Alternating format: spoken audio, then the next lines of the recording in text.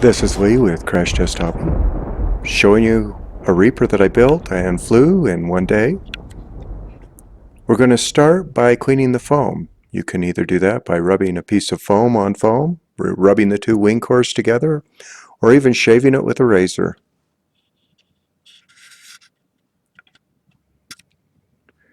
Glue the two core halves together with a low temperature glue gun. This is fast and easy. Measure back 1.5 inches from the front of the wing. This is both at the root and at the tips, and then pin a metal straight edge in place.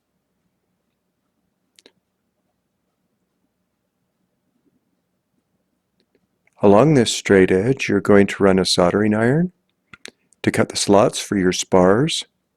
Set the depth on the soldering iron so that the spars will sit in the slot even with the top of the wing. There are both black and white spars. I use black in the video so that you can see what I'm doing. White spars are included in the kit. When you're cutting the spar slots, make sure you keep the soldering iron straight up and down. It's easy to slide off the straight edge and punch a hole in your wing, which I do right here somewhere. You're going to build an A-frame spar structure on your plane, so it is a lot more durable than a single spar system. The back crossbar we're going to install is 10 inches back. The center of gravity will be just behind that at 10.5 back. Because the airfoil shape is more aggressive on the top of the wing, you'll need to cut these slots just slightly deeper so that the spar will fit in.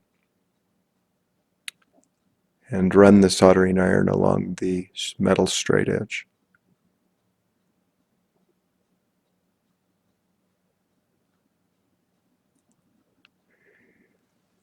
I take another soldering iron that has a pointed tip and deepen these slots where I'm going to put the wire angle braces that will hold the spars together. Now on the bottom of the wing, we're going to repeat the exact same process.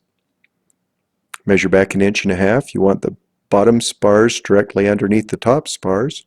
You can see the tip of the soldering iron and how I've slid it into the iron so I get the exact depth I want.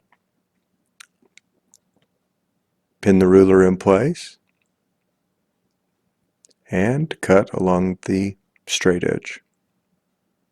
Measuring back again at 10 inches back. I measure along the front edge so that I'm sure that I've got a straight spar in the back. And since this is the bottom of the wing and the airfoil is less aggressive, it's easier to cut the slot and get the spars in.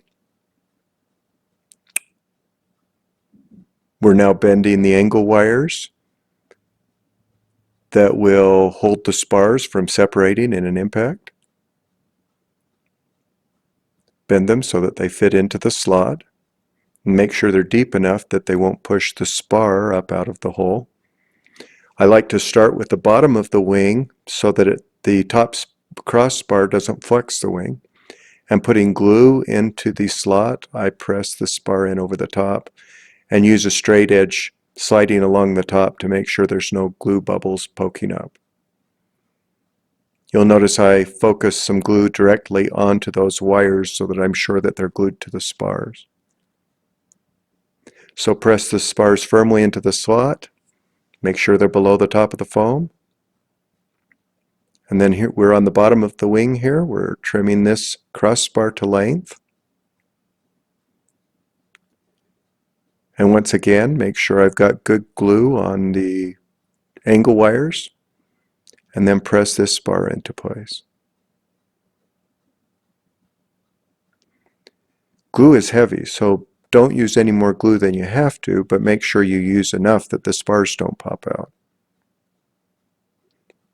After the spars have been initially glued in, I'll put a very small bead of glue along the top, and using a straight edge, I'll press that in so that the spar is glued to the foam in more area than if I just had glue underneath the spar. We're now going to do the same thing on the top of the wing. And so we'll flip the wing over and make sure that our slots for the angle wires are deep enough. Bend the wires so that they fit and meet the angle.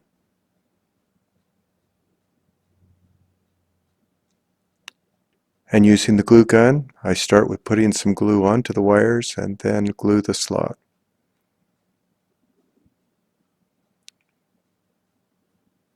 And then I repeat on the other side.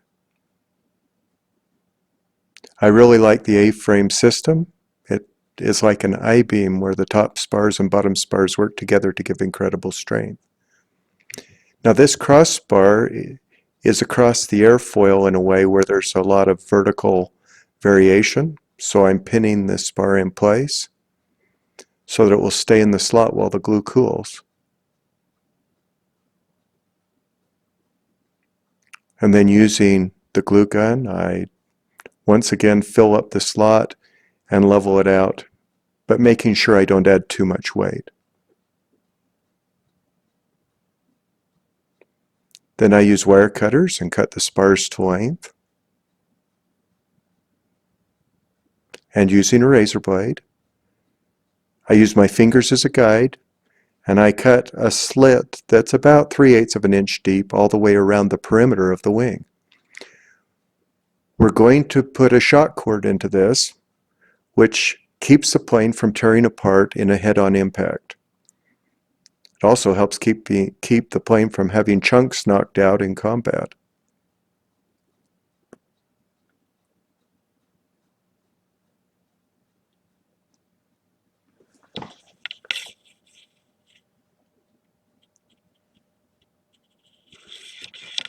Now we used to use CA glue and baking soda in the slot, and I still do on some planes.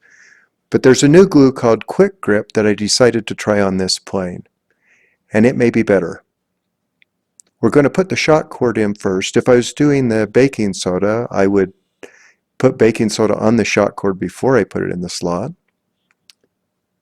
But I put the shock cord through the front end of a pin, and just running the tip of the pin in the slit that goes around, it feeds the shock cord in very well. Almost amazingly well.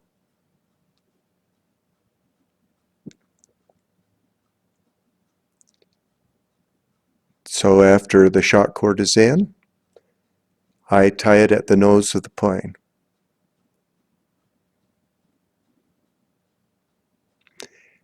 And then using the quick grip glue, I fill the slot. And it doesn't take much. But I do this all the way around the plane. For the sake of time, I'm not going to show the whole glue. We're now going to glue the Formica plates into place that hold your motor. Use it with your motor, figure out where that plate needs to be. You'll notice that I have it slid slightly back from the V in the wing so that the motor prop will reach. Put your glue onto the foam, not onto the Formica, or your glue will be so cool it won't stick. We're now going to put extreme tape on the plane. On the top of the wing, I put a strip across the crossbar and 2 strips at the front. On the bottom of the wing, I put a strip across the crossbar and then continue putting tape all the way forward to the nose of the plane.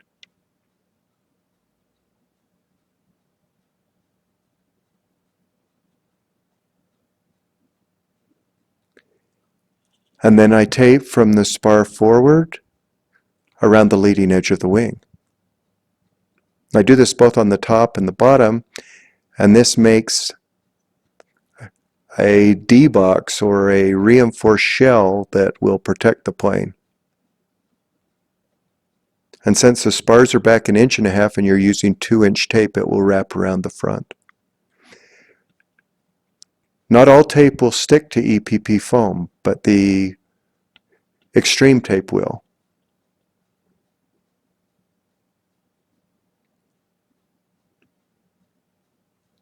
So trim the tape as needed and video 2 will show you how to laminate your plane. Thanks for watching.